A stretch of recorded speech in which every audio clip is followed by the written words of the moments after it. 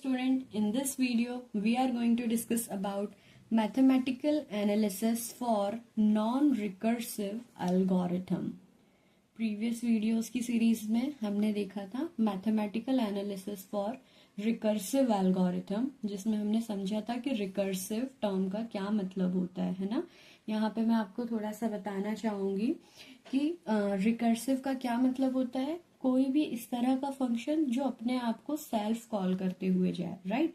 तो यहाँ पे लेकिन हमारे पास जो एल्गोरिथम का टाइप है वो कैसा है, नॉन रिकर्सिव टाइप है।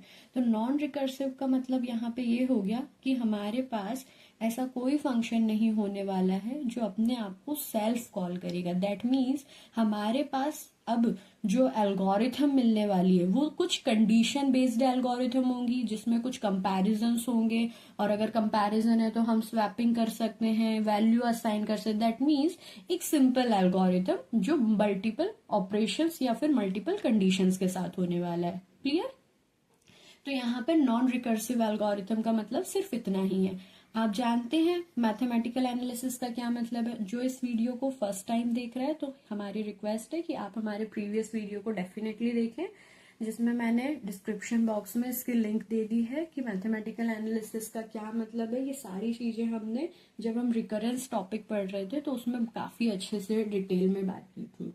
ओके, तो यहाँ पे नॉन रिकर्सिव एल्गोरिथम तो एक ऐसी एल्गोरिथम जिसमें मल्टीपल आपके पास क्या होने वाले हैं, ऑपरेशंस होने वाले हैं।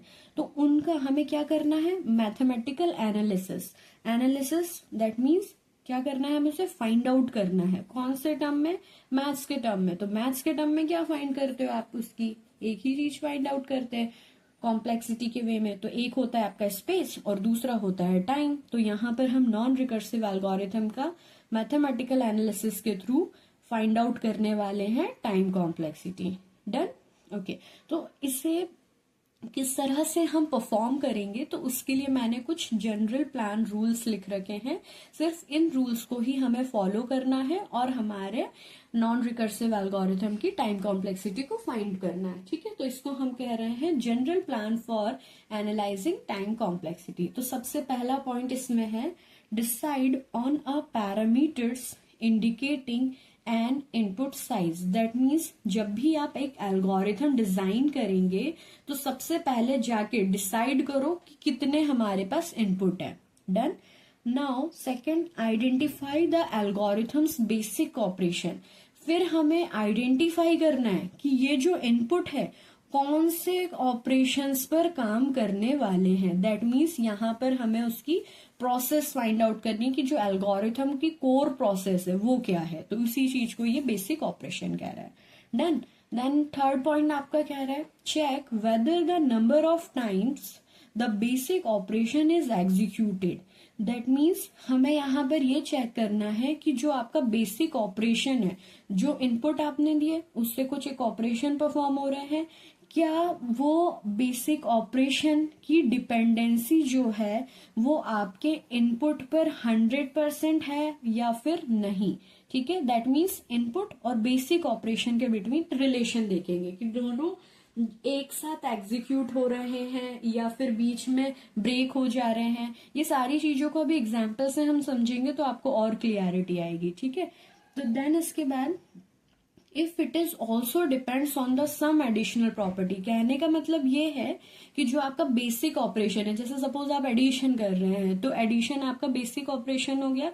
तो इसमें क्या होगा, जितने इनपुट देंगे आप उतनी वैल्यूज को वो ऐड करके आपको रिटर्न कर देगा। लेकिन अगर सपोज उसमें मैंने एक कांस्टेंट वैल्यू भी प्लस कर दी तो दैट मीन्स उसकी डिपेंडेंसी किसी और पर्टिकुलर चीज पर हो गई, या फिर मैंने एक लूप लगा दिया और तो आपकी जो बेसिक ऑपरेशन की डिपेंडेंसी उस लूप पर भी आ गई। तो अगर आपके पास एडिशनल डिपेंडेंसीज होंगी बेसिक ऑपरेशंस की तो उस केस में हमें टाइम कॉम्प्लेक्सिटी हर एक सेगमेंट के लिए सेपरेट निकालना है। इवन जब हमने पढ़ा था प्रीवियस वीडियो में कि टाइम कॉम्प्लेक्सिटी कैसे फाइंड आउट करते हैं, उसमें मैंने आपको इसी तरह से बताया था कि आपके पास अगर मल्टीपल इनपुट्स होंगे और ऑपरेशंस होंगे तो मैं हर एक line of statement, her line of instructions को 1 by 1 एग्जीक्यूट करना है। तो ये चीज भी हम ऑलरेडी सीख चुके हैं how to find complexity video में। Okay, Now fourth is set up a sum expressing the number of times the algorithm's basic operation is executed.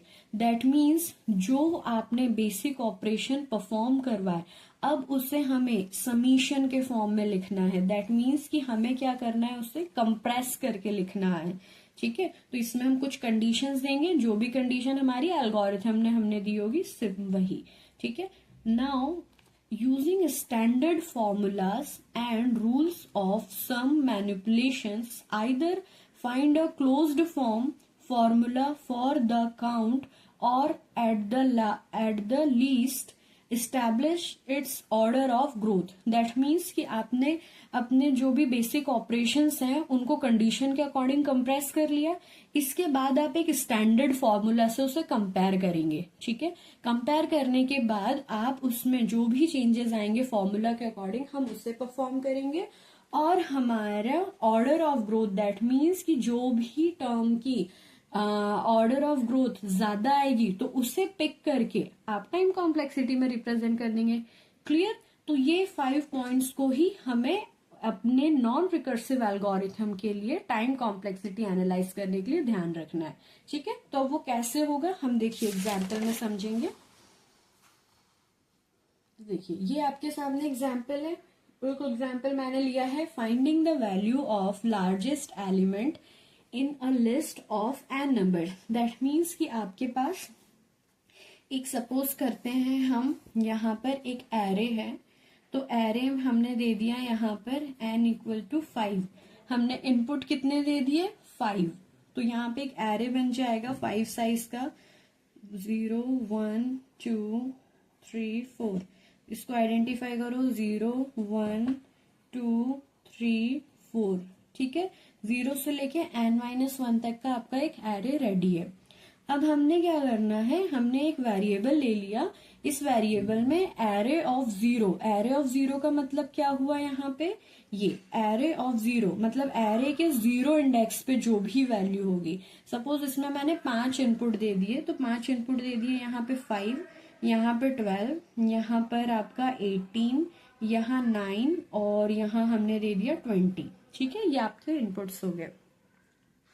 तो ये जो 5 आपने इनपुट दिए हैं तो एक एरे आपका डिक्लेयर हो गया. अब हमने क्या करा, एरे ऑफ 0 की वैल्यू एक वेरिएबल में डाल दी. तो मैक्सवेल वेरिएबल में ये जो 5 है आपका 5 मैक्सवेल के अंदर चला गया. ठीक है, अब इस पर्टिकुलर को हमें क्या करना है, हर एक से कंपेयर कराना है.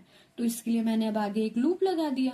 क्या लूप लगा दिया, i1 to n-1, क्योंकि कंपैरिजन हम यहां से शुरू करने वाले हैं.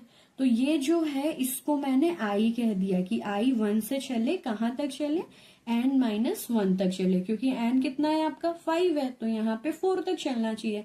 तो मैंने यहाँ पे for के साथ एक कंडीशन लगा दी.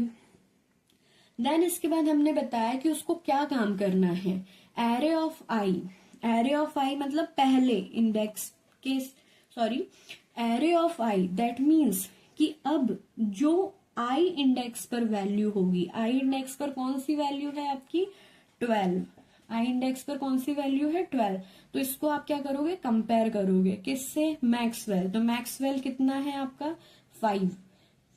अगर ये कंडीशन ट्रू होती है तो एरे ऑफ आई की जो वैल्यू है वो किसमें आप प्लेस कर दीजिए, मैक्सवेल के अंदर. किसमें प्लेस कर दीजिए आप एरे ऑफ आई की वैल्यू, मैक्सवेल के अंदर. ठीक है, तो अब आपका मैक्स जो है मतलब जो आपकी वेरिएबल है ये 5 से अपडेट होकर कितना हो गया 12.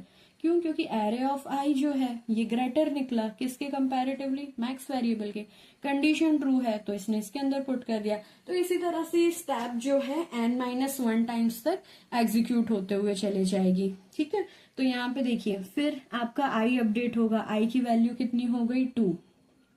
अब वो मैक्स में कितनी वैल्यू है आपकी 12, मैक्स में कितनी वैल्यू है 12, तो 12 कंपेयर होगा किससे 18 से, तो 18 से कंपेयर होगा, अगेन कंडीशन ट्रू है. तो अब मैक्स आपका अपडेट होके कितना हो गया 18 हो गया.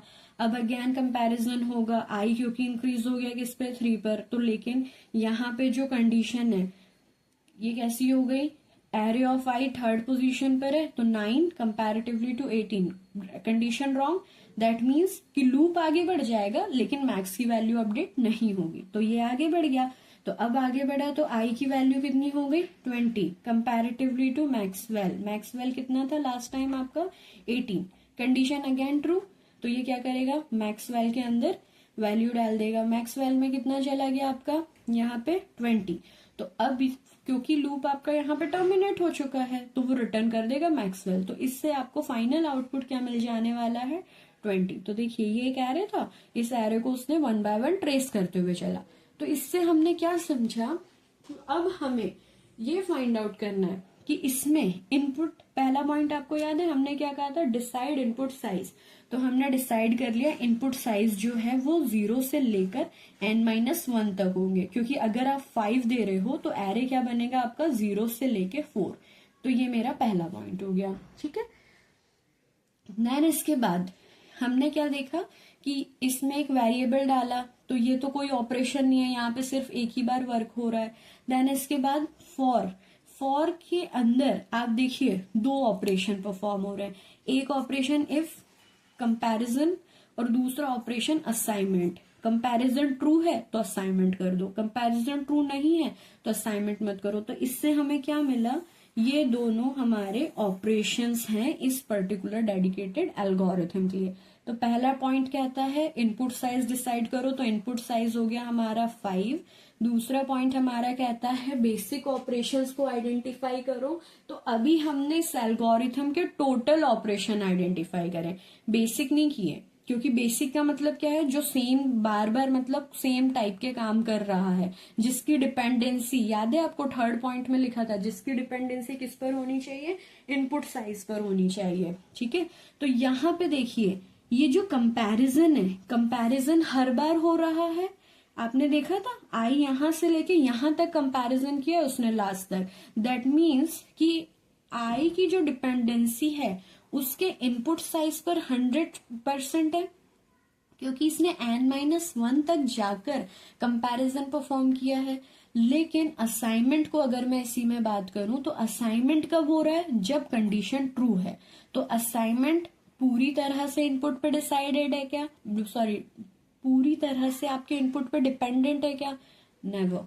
तो हमने यहाँ पे डिक्लेयर करा कि हमारा बेसिक ऑपरेशन जो है वो क्या हो गया, कंपैरिजन ऑपरेटर, कंपैरिजन ऑपरेशन, ठीक है। तो इफ के साथ जो परफॉर्म हो रहा है, ठीक है।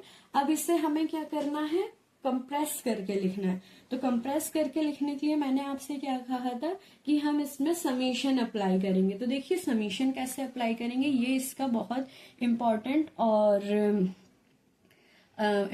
और बहुत ज्यादा थोड़ा सा क्रिटिकल भी कह सकते हैं, लेकिन समझ में आ जाए तो डेफिनेटली इजी।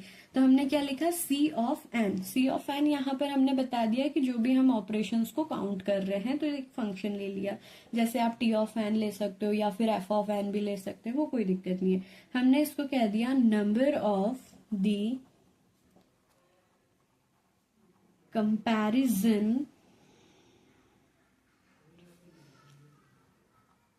ऑफ ऑपरेशंस, ठीक है, number of the comparison of operation, तो यहाँ पे ये जो है हमारे नंबर ऑफ कंपैरिजन्स को रिप्रेजेंट कर रहा है, ठीक है। तो अब इसको मैंने क्या लिखा, सी ऑफ एन, तो लिखने का तरीका देखिए कैसे, नंबर ऑफ कंपैरिजन ऑपरेशन, तो कंपैरिजन ऑपरेशन को किससे रिप्रेजेंट करना है, मैंने कहा आपको सम के साथ, तो इसको हमने एक समीशन साइन लगाया, तो समीशन, तो यहाँ पे आप क्या लिखोगे, इसकी lower limit, lower limit that means जहां से आई स्टार्ट हो रहा है, क्यों, अब मैंने आई क्यों लिया, क्योंकि इफ जो है, इफ की डिपेंडेंसी किस पर है, इनपुट साइज पर, और इनपुट साइज जो है वो कौन बता रहा है आपको कि फॉर के कारण ही ये कंडीशन जो है वो बार बार ट्रेस हो रही है और इनपुट साइज तक जा रही है, तो इसलिए आपने क्या ली, फॉर के लिए सबसे लोअर लिमिट पिक करेंगे, तो लोअर लिमिट क्या है, i इज इक्वल्स टू 1, और इसकी अपर लिमिट कहाँ तक है, n-1 तक, तो यहाँ पर हमने लिख लिया i is equals to n-1,